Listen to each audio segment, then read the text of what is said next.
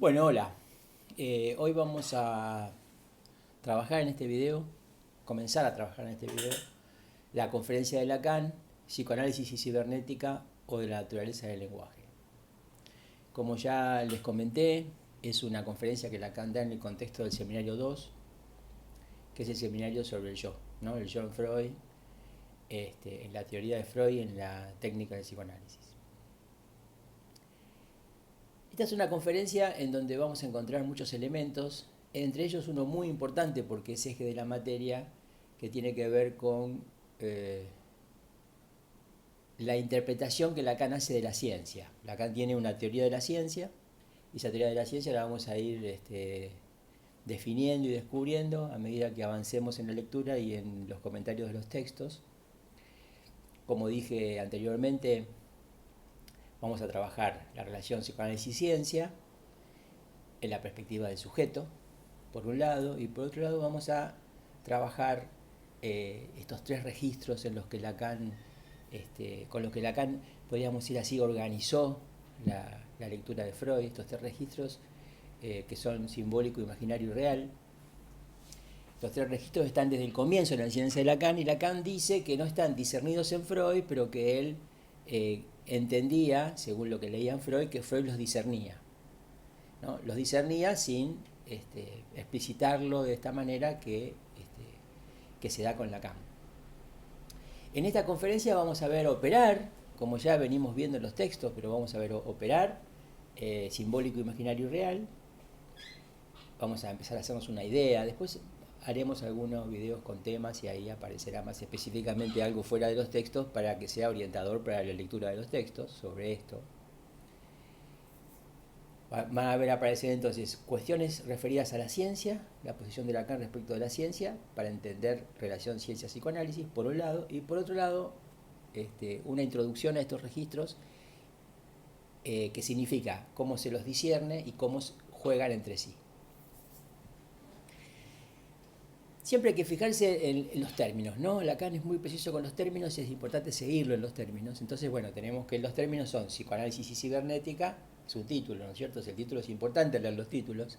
Psicoanálisis y cibernética o de la naturaleza del lenguaje. ¿Qué significa esto? Que Lacan va a hablar de psicoanálisis y cibernética desde cierto punto de vista que los pone en relación, de qué manera podrían encontrarse algún tipo de vínculo entre estos dos campos bastante diferentes, por un lado, y por otro lado, esto significa que esta comparación o esta articulación va a tener como referencia, como tema, como objetivo, dar cuenta de la naturaleza del lenguaje.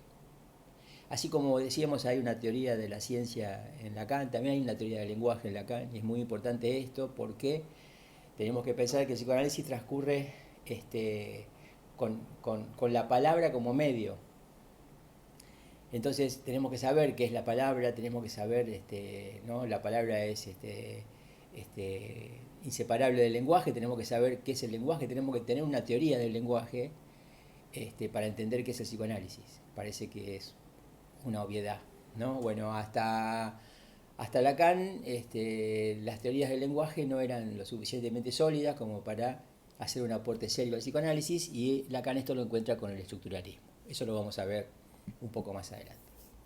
Pero acá ya se empieza a prefigurar esa teoría del lenguaje, todavía no en términos estructuralistas, y después lo vamos a completar y vamos a dar mayores precisiones cuando veamos el estructuralismo y veamos qué significa la palabra estructura en el estructuralismo y en Lacan. Vamos a la conferencia. No creo que en este video logremos comentar toda la conferencia. La conferencia está dividida en 3 puntos, punto 1, 2 y 3. Bueno, tal vez lleguemos, ojalá que pueda llegar a los 2 primeros puntos, comentar los 2 primeros puntos, de modo que quedaría el tercero para una segunda parte, un video con una segunda parte. Bueno, entonces Lacan se propone, como lo dice en el texto, confrontar el psicoanálisis y diversas ciencias humanas. Y para eso usa psicoanálisis y cibernética, ¿no? Con el eje puesto en el lenguaje. Esta conferencia, yo ya lo dije, pero lo voy a repetir, es abierta, está dentro del dictado del seminario, van por supuesto las personas que participaron del seminario, pero también van invitados, ¿no? Ahí está muy claro en la redacción del texto que es una conferencia y que hay invitados. Entonces Lacan hace un discurso más amplio, no menos serio, no menos ajustado, no más fácil tampoco, pero es más amplio, de modo que contempla algunas de las cosas que ocurrieron en el seminario. Y en el seminario Lacan leyó un cuento de Edgar Allan Poe que se llama La carta robada. Lacan hizo un escrito sobre este texto que se llama El seminario de la carta robada, y en ese escrito Lacan decidió ponerlo al principio de su colección de escritos. Todos los escritos de Lacan, no estamos hablando de los seminarios, sí estamos hablando de los escritos, todos los escritos de Lacan están ordenados cronológicamente. A medida que los fue produciendo, salieron en ese orden, excepto el seminario sobre la carta robada, que no es el primero, pero Lacan decide colocarlo primero. Esto significa algo, ¿no? Esto es muy claro. Si todo está cronológicamente ordenado y de pronto Lacan decide ponerlo primero, es para decir algo. Bueno, es para decir de la importancia que tiene ese trabajo y de cómo ese trabajo encabeza todo lo que sigue. Dentro del cuento de Edgar Allan Poe, que ya había sido leído por otros psicoanalistas, pero que Lacan hace una lectura absolutamente novedosa, dentro de este cuento de Edgar Allan Poe, que lo recomiendo, se llama La carta robada, es muy interesante, es uno de los primeros cuentos policiales modernos. Hay un juego entre dos niños que se lo puede denominar el juego de par impar. Es decir, juegan con bolitas, con canicas, ¿no? La idea es que hay que adivinar, hay dos contrincantes, uno tiene que adivinar el otro si las canicas que tiene en la mano están en el número par o en el número impar. Ese juego de par impar se parece mucho al juego de cara o cruz, que podemos hacer con una moneda. Se parte de eso, ¿no es cierto? Del juego de par impar, que señala Lacan en esta conferencia, fue un tema en el seminario. Dice, así como fue un tema hablar de Newton. Newton es un nombre de la física, ¿no? Se entiende que Newton es un físico con un aporte fundamental en la física moderna. Quiere decir que ahí, cuando se nombra a Newton, se nombra a la física y se nombra a la ciencia moderna como tal. Y todo eso, dice Lacan, con un fin, que es que la técnica del psicoanálisis no tome rumbos degradados o incluso degradantes, ¿no? Y es decir que Lacan hace todas estas consideraciones en pos de darle un lugar, explicitar, si se quiere, la técnica del psicoanálisis.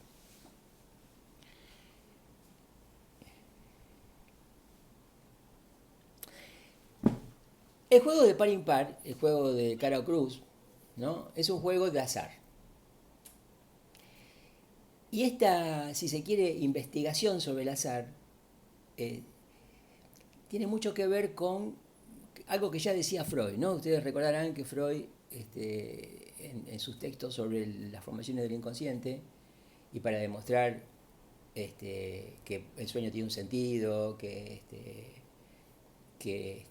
los lapsus, que los actos fallidos, ¿no? Freud va a insistir con que nada ocurre al azar, ¿no? Al punto tal de que ustedes recordarán que Freud en un momento dado hace elegir un número al azar a una persona, X, para demostrarle que ese número que él cree haber elegido al azar en verdad estaba sobredeterminado, ¿no? Todo esto tiene que ver con la sobredeterminación del inconsciente. Es decir, ¿puedo elegir un número al azar, verdaderamente al azar? Esa es la pregunta. Lacan se hace esta pregunta, Freud se la hizo y Freud contesta que no, que ese número se demuestra que no ha sido elegido verdaderamente al azar porque, ¿no es cierto?, Freud le pedía a este sujeto que asociara sobre el número y empezaba a asociarlo, lo partía, lo tomaba como fecha, como direcciones, como fecha de nacimiento, como fechas de distintas situaciones, y empezaba a asociar y de pronto se descubría que ese número que parecía haber sido elegido plenamente al azar no lo era de tal manera, justamente por las asociaciones, que son las que vienen después de la elección, ¿no es cierto? Ustedes saben que no se puede interpretar un sueño, según como Freud lo propone, si no es a partir de las asociaciones del analizante. No hay técnica, no hay simbolismo, no hay ningún saber previo ¿no? En el que apoyarse para la interpretación del sueño. El sueño es un producto relativamente absurdo y se interpreta a partir de las asociaciones del soñante. No hay otra forma de trabajar con un sueño en el psicoanálisis. Es decir, que acá está en juego la técnica del psicoanálisis, como dice Lacan, que es la técnica de la asociación libre.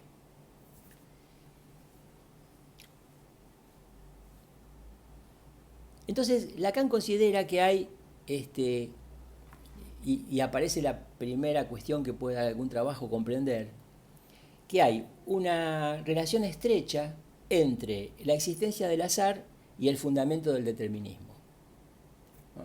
Quiere decir que para Lacan, azar y determinismo, lejos de oponerse como puede entenderse o como puede entenderlo alguien espontáneamente, intuitivamente, lejos de oponerse a azar y determinismo para Lacan no son incompatibles. Y trata de explicar esto, de qué manera azar y determinismo no son incompatibles.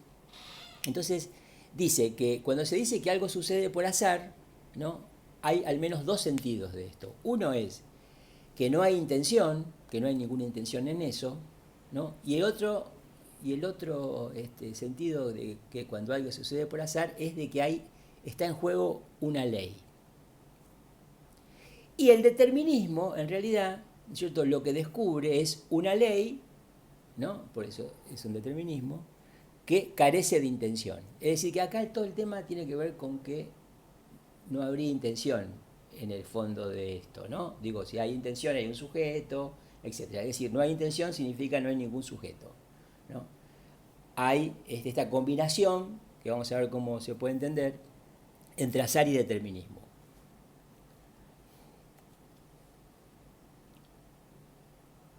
Dice Lacan, la teoría determinista busca, ¿no? Bueno, ahí hace unas consideraciones, ¿no? Que si él hizo jugar a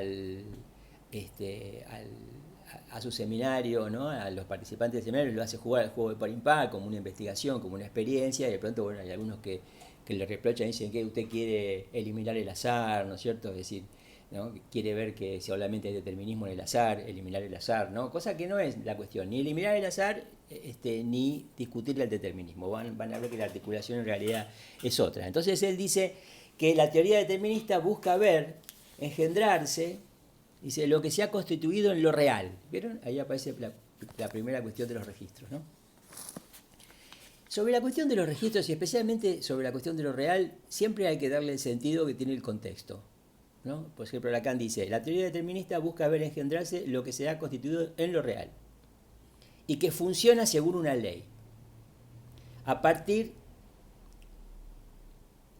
de algo originalmente indeterminado, ¿no? Hay algo originalmente indeterminado, ¿no? Eso se engendra algo en lo real, ¿no? Se constituye algo en lo real, y de pronto eso que se constituyó funciona según una ley. Quiere decir que primero estaba el azar y después viene la ley, ¿no?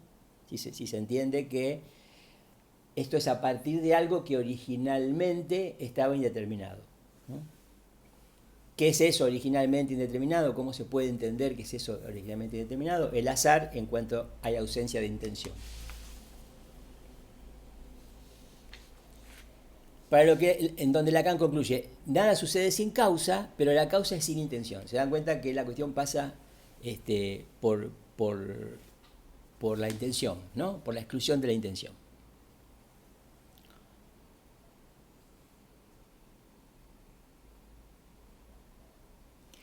¿Por qué Lacan investiga esto? Porque Lacan quiere analizar cuál es el determinismo que se supone, ¿no? En la raíz de la técnica psicoanalítica, ¿no? Ustedes saben, se dice al analizante que asocie, ¿no? O que inclusive que hable sin intención, ¿no? Que diga todo lo que se le ocurre. Esa es la base de la técnica, ¿no? Lacan interpreta esta consigna como hablar sin intención o o si no, también como acercarse al azar lo más que pueda, ¿no? O sea, que hable intentando hablar al azar, ¿no? No con intención, sería, ¿no? Ahí está muy clara. Es decir, Lacan dice que la técnica, esta técnica, la técnica psicoanalítica, lo que está proponiendo es una intención de azar, es decir, ¿no? que se intente el azar, en vez de que se tenga ninguna otra intención, que la intención pase justamente por el azar. Bueno, ¿cómo se puede entender esto, para empezar? Con algo que está en otros textos de Lacan, que yo voy a repasar rápidamente para que ustedes comprendan de qué manera se puede entender que azar y determinismo no se oponen, que es la base de este argumento. ¿Para qué? Para dar sustento a la técnica psicoanalítica de la asociación libre. Hay un elemento matemático que Lacan utiliza que se llama las cadenas de Markov. Con estas cadenas de Markov se descifraron códigos secretos de la Segunda Guerra Mundial, y vamos a dar los fundamentos de eso, ¿no? Que después Lacan, por supuesto, presenta, desarrolla en otros textos que no nos interesan ahora. Solamente ahora nos interesa entender por qué Lacan dice que azar y determinismo no se oponen. Solamente estamos en ese punto. En una serie de tiradas al azar, supongamos que tiramos la moneda, ¿no? Se establece una secuencia, vamos a ponerlo como de más y de menos, ¿no? O sea, cara cruz más menos. Entonces, supongamos, yo voy a hacer una secuencia pretendidamente al azar, que sale más, cara, supongamos que más es cara, sale cruz, sale cara de nuevo, sale cruz, sale cara, sale cruz, sale cruz, sale cruz. ¿No? Esa es una serie que podría continuar, ¿no? Ser larga, todo lo larga que se quiera. Evidentemente cada tiro es al azar, ¿no? Yo tiro la moneda, tengo 50% de probabilidad de que salga cara, 50% de que salga cruz, y nadie sabe qué va a salir, ¿no? Si se supiera que va a salir,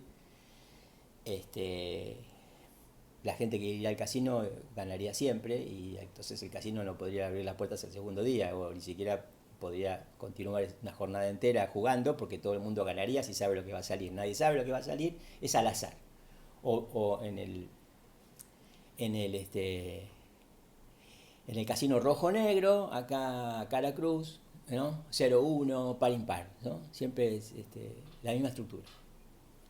Ahora, ¿cuál es el fundamento de las cadenas de Markov? Que, si bien cada tiro individualmente es al azar, si yo agrupo los tiros de A3, por ejemplo, los primeros 3, esos primeros 3 ya ocurrieron, con lo cual yo tengo los 3 tiros primeros. Después tengo el cuarto, ¿no es cierto? No sé. Supongamos que estuviera repitiendo de nuevo la secuencia, el cuarto tiro no sé qué va a salir, si cara cruz, no lo puedo anticipar, no lo puedo prever. Va a salir o cara o cruz. Puede salir cualquiera de los dos, eso es al azar. Ahora bien, ¿qué pasa en esta lógica en donde lo estamos agrupando de A3? El próximo grupo de 3, fíjense, es diferente, porque el próximo grupo de 3 sería eso. Cuando me sale el próximo tiro ya tengo un nuevo grupo de 3, ¿no? Entonces tengo un primer grupo de 3 que es más, más, más. Y un segundo grupo de 3 que es más, más, menos. Y así sigo, ¿no? Fíjense, el tercer grupo es más, menos, menos, que sería este. El cuarto grupo es menos, menos, más. El quinto grupo, fíjense, es menos, más, menos. El que sigue es más, menos, más. El próximo es igual que este, menos, más, menos. El próximo es igual que este, ¿no? Más, menos, menos, igual que este. Y el siguiente, el último, es menos, menos, menos. ¿Por qué los puse así? Porque es lo que hace Markov. Markov dice, bueno, entonces lo que vamos a tener son grupos, ¿no? Por ejemplo, en el grupo 1 lo podemos llamar el grupo simétrico, son todos iguales. El grupo 2 lo podemos llamar el grupo asimétrico, son 2 y 1. Y el grupo 3 podemos llamarlo el grupo alternado. Más, menos, más, menos, más, menos, más, menos, más. ¿Cuál es la idea? ¿En dónde aparece el determinismo? El determinismo aparece en el punto en el que, si bien cada tirada es al azar, cuando yo los agrupo, genero estos agrupamientos, después de un 1, por ejemplo, después de un 1, puede salir un 2, o puede salir un 1, pero nunca puede salir un 3. Después de un 1 nunca me va a poder salir alternado, porque yo ya tengo 2 tiros. El tercer tiro es el que define qué tipo de grupo va a ser. Y cuando yo digo que algo no puede ocurrir, significa que hay una ley. ¿No? Es decir, ¿no? Es imposible que salga después de un 1 un 3. Puede salir un 2 o puede salir un 1 de nuevo. Esto, que parece una cosa bastante simple, y es absolutamente lógico e entendible, que cada tirada es al azar, pero yo no sé cuál es el próximo resultado, y según cuál sea el próximo resultado, va a pasar una cosa u otra, pero hay algo que no va a poder pasar.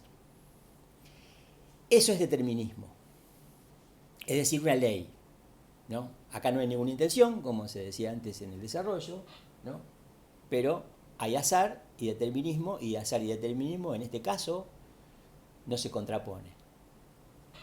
Esto se complejiza muchísimo y se generan redes de circulación, porque yo puedo también, y es lo que hace Markov, y es lo que Lacan explica y sigue en su desarrollo, que después yo puedo hacer grupos de grupos, ¿no? Así como yo ahora hago un grupo de 3, básicamente, después se hacen grupos de grupos y grupos de grupos de grupos, y se va complejizando, digamos, los agrupamientos, y eso va dando leyes, determinismo. Bueno, esta es la base para explicar, ¿no? ¿Por qué? ¿Qué significa? Que yo podría verdaderamente decir un número al azar, y el número podría haber estado dicho al azar, pero cuando yo asocio libremente sobre ese número, asocio según gente que conozco, número de teléfono, fecha de nacimiento. Es decir, estoy produciendo ese agrupamiento, si se quiere, con los elementos, en donde los elementos comienzan a orientarse hacia algún lugar, ¿no? Comienzan a tener un sentido. Freud dice el sueño tiene un sentido, pero el sentido del sueño viene de la asociación del soñante, ¿no? Yo no puedo elegir un número al azar, pero que no sea al azar viene de la asociación libre a propósito del número. Interesante para pensar esto como fundamento de la técnica psicoanalítica, ¿no? Tenemos que pensar de que Freud fue un genio, que en determinado momento dijo que se podía sacar algo sólido, que se podía sacar algo interesante del hecho de que nos pusiéramos a hablar al azar, ¿no? Lo más, como dice Lacan, lo más próximo al azar que podamos hacerlo. Este es el primer punto, diría. No es el punto 1 de todo el desarrollo, es el primer punto que es importante tener en cuenta. Lacan dice que la claridad sobre esto, ¿no? La forma de aclararnos esto, podría venir, dice Lacan, de la cibernética, ¿no? Y que por eso va a ser referencia a la cuestión de la cibernética. Tenemos que pensar algo que es importante. Este es un seminario de los años 50. Nosotros ya teléfonos celulares, notebooks, redes, todo está digitalizado, todo esto han sido avances de la cibernética. La cibernética primero era una serie de pasos que Turing diseñó sobre una hoja de papel, ni siquiera se había podido hacer una máquina con eso. Después eso, ¿no? Esa serie de símbolos como estos, después vamos a ver cómo es así, por qué es así, una serie de símbolos de pronto se pudieron materializar en una máquina, y ahí empezó a funcionar, ¿no es cierto?, las máquinas, las computadoras, y ahora tenemos teléfonos. Ustedes piensen que en los años 50 las computadoras eran solamente del Estado, que la cibernética era una cosa bastante misteriosa, no se sabía de qué se trataba. Hoy nosotros ya hemos pasado la época inclusive de los cibercafés, ¿no es cierto? Y bueno, una serie de instancias en donde ya el término cibernética no es tan misterioso, pero en ese momento lo era. Hay que tener en cuenta eso. Lacan lo desarrolla esto en un momento en donde la cibernética no era muy claro de qué se trataba con la cibernética. Y Lacan dice que lo que él pueda entender, lo que la cibernética introduce, puede aclarar este punto, ¿no? Y dice que el pasado de la cibernética se encuentra, dice, en lo que llama la formalización racionalizada de las ciencias conjeturales. La formalización racionalizada de las ciencias conjeturales. Y ahí introduce una definición interesante que es el de ciencia conjetural. Vamos a ver que en lo que sigue de la conferencia, Lacan va a diferenciar ciencia conjetural de ciencia exacta. Las ciencias conjeturales para Lacan se oponen a la ciencia exacta. En realidad Lacan propone ciencia conjetural como un nuevo término que se diferencia, que nombra mejor, si se quiere, lo que se diferencia, que nombra mejor lo que se considera como ciencias humanas, ¿no?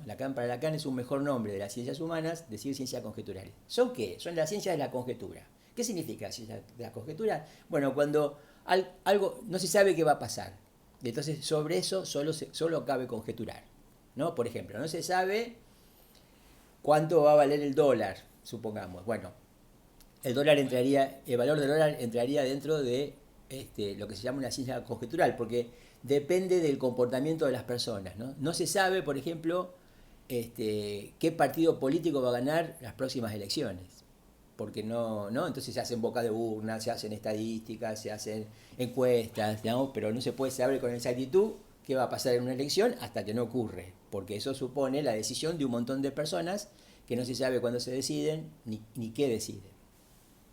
Es decir, la ciencia de la conjetura se conjetura sobre algo que no se puede estar seguro que va a pasar. Entonces se hacen cálculos para tratar de aproximarse a ver qué es lo que podría llegar a pasar. En la economía es muy claro, en la política es muy claro, ¿no? En la guerra es muy claro. Entonces Lacan dice que el pasado de la cibernética se encuentra en la formalización racionalizada de las ciencias conjeturales. Y define las ciencias conjeturales en oposición a las ciencias exactas. Las ciencias exactas son las que siempre se consideraron las ciencias duras, ¿no es cierto? La física, ¿no? Es la que supone eso, la exactitud de la matemática, pero en ciertas disciplinas, en ciertos órdenes, por ejemplo, como es en el orden natural, en donde se pueden hacer anticipaciones. Nosotros sabemos por cálculo cuándo va a haber la próxima luna llena. Se sabe por cálculo, ahora creo que está por pasar, viene un asteroide que viene muy rápido, que ya se sabe a cuánto va a pasar de la Tierra, se sabe que no va a chocar con la Tierra, por ejemplo. Entonces, bueno, esos son cálculos que se hacen en términos de la física, es decir, donde se sabe lo que va a pasar, digamos, donde se puede predecir lo que va a pasar, ¿no? Siempre, por supuesto, pueden pasar cosas que no se pudieron predecir, pero la base de ese trabajo científico es la predicción. En cambio, estamos hablando de una física más newtoniana que como después se complejizó la física. Eso se puede aclarar en algún momento si hiciera falta, ¿no? Pero no quiero desviarme mucho del tema porque el tiempo es limitado en esta nueva modalidad. Entonces, Lacan opone ciencia conjetural a la ciencia exacta y dice que la ciencia conjetural es la formalización, que el pasado de la cibernética es la formalización racionalizada de las ciencias conjeturales, que son diferentes de la física, ¿no? Aquellas ciencias que para Lacan se siguen llamando, pero que él prefiere llamar conjetural, que son las ciencias humanas, ¿no? Y va a colocar a un autor muy interesante en el origen de las ciencias conjeturales. Por supuesto, y voy anticipando, Lacan va psicoanálisis y cibernética, tanto la cibernética como el psicoanálisis van a quedar del lado de las ciencias conjeturales y en oposición con las ciencias exactas, que son las ciencias en el sentido duro del término, ¿no? Las ciencias matematizadas como la física, donde se puede predecir lo que va a pasar. Lacan pone a Pascal entonces en el origen de las ciencias conjeturales, ¿no? Aclarando que en realidad, porque Pascal es un filósofo matemático, filósofo moderno de la época de Descartes, era contemporáneo de Descartes, Pascal. Es decir, que las ciencias conjeturales para Lacan y las ciencias exactas nacen juntas. Lo que ocurre es que una eclipsa a la otra, ¿no? Las ciencias exactas se eclipsaron en las ciencias conjeturales, ¿no? por, por, por, su, por, su, por las consecuencias, ¿no? por los resultados contundentes que obtenían, que siguen obteniendo, ¿no? La ciencia, la física, la tecnología, ¿no? Por eso que las ciencias exactas opacaron a las conjeturales, pero que empezaron juntas. Entonces Lacan en el punto 2, esto sería el comentario del punto 1, ¿no? Primer punto de la conferencia. El punto 2, que empezaría ahora, ¿no? Lacan va a empezar por las exactas, va a empezar hablando de las ciencias exactas, ¿no? Tratando de definir, ¿no? Las ciencias exactas, entonces, ¿de qué tratan? Tratan de lo real. ¿Qué es lo real? Pregunta Lacan. Ya ahí aparece una definición de real por primera vez. Fíjense, todavía no hemos hablado de simbólico imaginario, ya tenemos una definición de real, ¿no? Dice Lacan que lo real es lo que volvemos a encontrar en el mismo lugar, hayamos estado ahí o no. Esa sería la definición de lo real del que se ocupa la ciencia exacta, ¿no? Lo real es lo que volvemos a encontrar en el mismo lugar, hayamos estado ahí o no. Y da como ejemplo, ¿no es cierto?, que siempre a la misma hora de noche tal estrella está en el mismo lugar, ¿no es cierto?, ¿no? Uno sabe que el sol sale por el este a la mañana, ¿no? Hay un movimiento, pero uno lo vuelve a encontrar en el mismo lugar, en el lugar que puede calcular que va a estar, sería, ¿no? Así como sale por el este, se opone por el oeste, y todos los días, ¿no? Y los días y las noches se van unos detrás de otro en función de, ¿no es cierto?, el sol sale, el sol se pone, etcétera, que es una manera de decir, porque no es que el sol salga o se ponga, sino que todo gira y ese giro genera este efecto. Entonces dice Lacan que cuando el hombre se da cuenta de que este gran reloj de la naturaleza funciona solo, entonces ahí nace la ciencia exacta. Es decir, que el sol sale o se pone, esté yo mirándolo, o esté yo haciendo otra cosa, o distraído, eso ocurre así yo no esté, ¿no? Es por eso que la ciencia va a necesitar relojes, ¿no? El hecho de que el hombre se dé cuenta que el gran reloj de la naturaleza funciona solo, y ahí nace la ciencia exacta, es que para el fundamento de la ciencia exacta hizo falta poder construir un reloj, ¿no? Y entonces tenemos el tiempo, tenemos, como dice Lacan, el tiempo de la naturaleza y el tiempo, ¿no?, del reloj que construyó el hombre. Y la cuestión es la coordinación, ¿no es cierto? La posibilidad de que se produzca ese encuentro, ¿no es cierto? Que la naturaleza responda a la cita, vamos a decirlo de alguna manera, ¿no? La cita que me doy con la naturaleza en función de buscar ese encuentro donde ¿no?, cuando hay una cita es porque dos relojes tienen que estar coordinados, si no es imposible encontrarse, ¿no es cierto? Voy a leerle una cita para... En la página 442, ya hemos pasado al punto 2,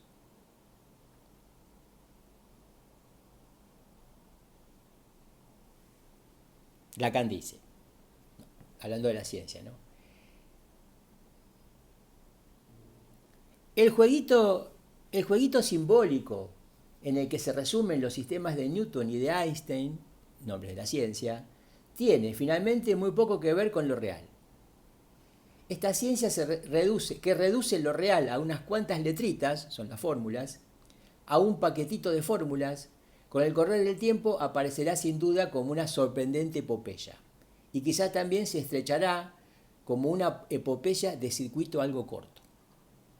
Es decir, acá Lacan ya está poniéndole, vamos a decir así, un límite a la ciencia, ¿no? Va a decir, esto en el futuro se va a reconocer como algo, ¿no?, como una epopeya, como algo que significó algo importante, pero, ¿no?, que diga que el circuito es corto, está diciendo que hay algo que va a quedar fuera de la ciencia. Hay algo que la ciencia no va a poder alcanzar nunca. Ya un poco de eso estuvimos hablando, ¿no?, con Saber, Verdad y Opinión, ¿no? La ciencia está limitada, ¿no? Lacan piensa que con el tiempo vamos a perder esta fe en la ciencia, esta forma de venerar la ciencia, ¿no? Como si la ciencia fuera aquello que va a poder responder todas las preguntas, ¿no? Lacan dice, esto va a quedar limitado. Después Lacan va a reflexionar sobre la cuestión del lugar, ¿no? ¿Se acuerdan que se definía lo real como lo que volvemos a encontrar en el mismo lugar, hayamos estado ahí o no? ¿No? Entonces Lacan va a reflexionar sobre el lugar, ¿no?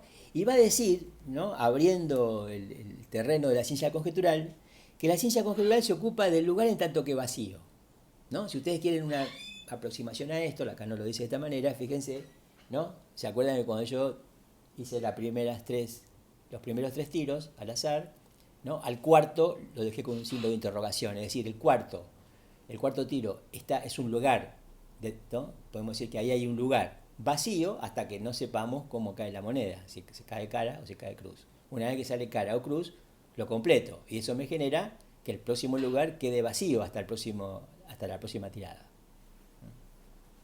Entonces, la cibernética, la ciencia conjetural, ¿no es cierto? Como ciencia conjetural, tiene que ver con el lugar en tanto que vacío, ¿no?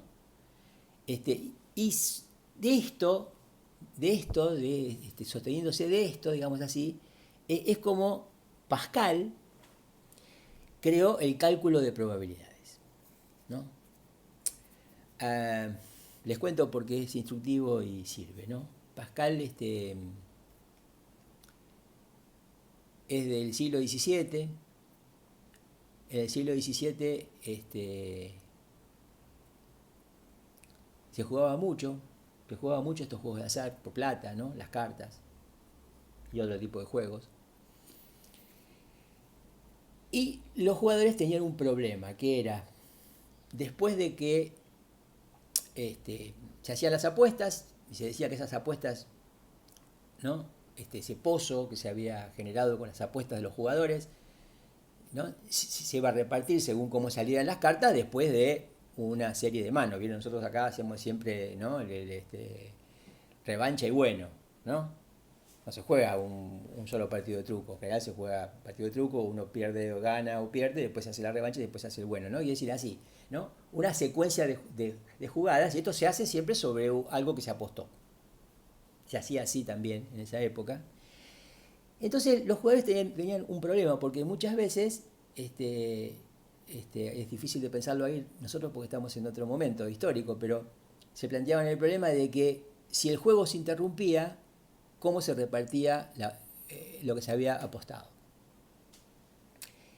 ¿Qué significa eso, no? Si el juego se interrumpe porque pasa algo, o porque simplemente alguien dice yo me quiero ir, no quiero terminar la partida. Entonces, ¿no? Los jugadores pensaban de que, ¿no? Y eso es lo que debía ocurrir más o menos reiteradamente, que era yo voy perdiendo, digo yo no quiero seguir jugando, agarro lo que aposté y me voy a mi casa, cosa que sabemos hoy que no se lo permitiríamos a nuestro oponente.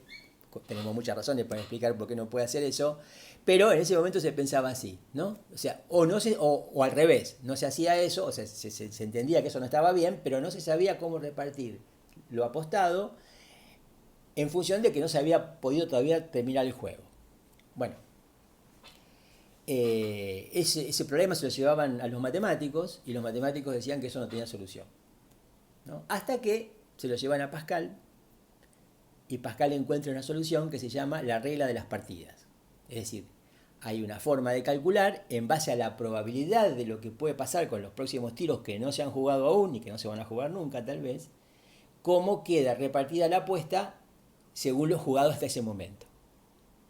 Esto es un cálculo, se puede llegar a ese cálculo, porque se imaginan, si no se podía entender esta respuesta, cualquier situación de reparto de las apuestas iba a generar un litigio, ¿no? Yo decía, no, para mí repartieron mal.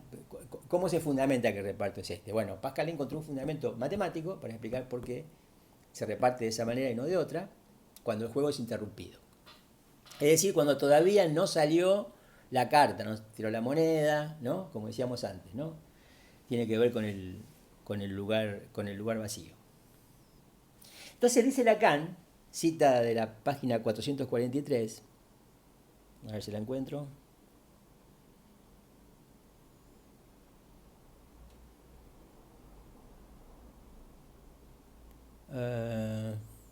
es la cita que empieza...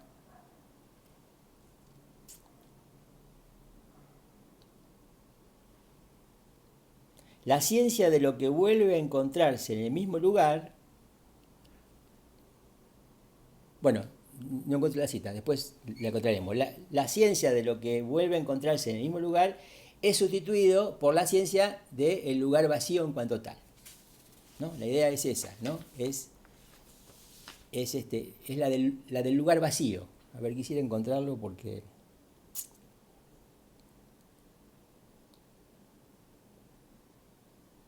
La ciencia de lo que vuelve a encontrarse en el mismo lugar es sustituida de este modo por la ciencia de la combinación de los lugares en cuanto tales, ¿no? Es decir, hay una palabra importante, esa es la palabra la combinatoria, ¿no?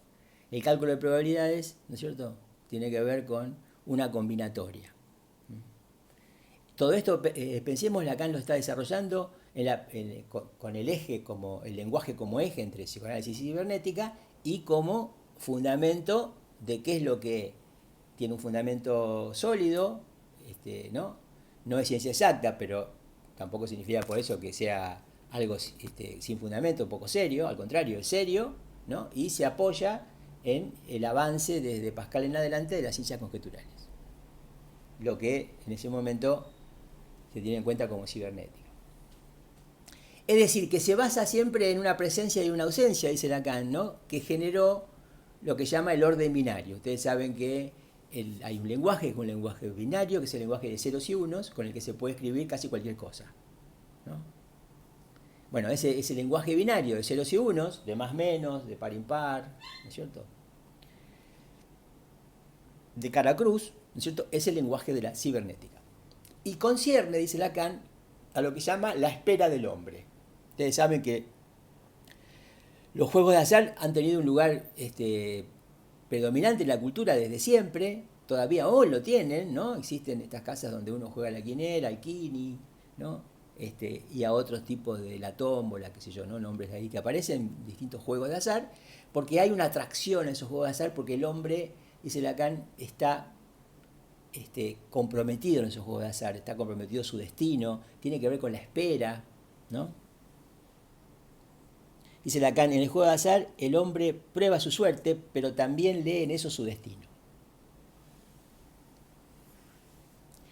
Entonces dice, a partir de el 0 y el 1, ¿no?, ¿qué hace falta para que surja la cibernética?, se pregunta Lacan, ¿no? Y ahí viene la próxima cita de la página 444, ya estamos llegando al final del punto 2.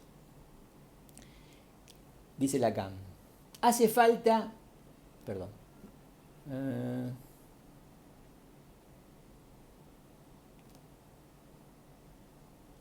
esperen, a ver si estoy bien. Hace falta que la ciencia de los lugares... Hace falta que la ciencia de los lugares vacíos, de los encuentros como tales, se combine, se totalice y se ponga a funcionar sola.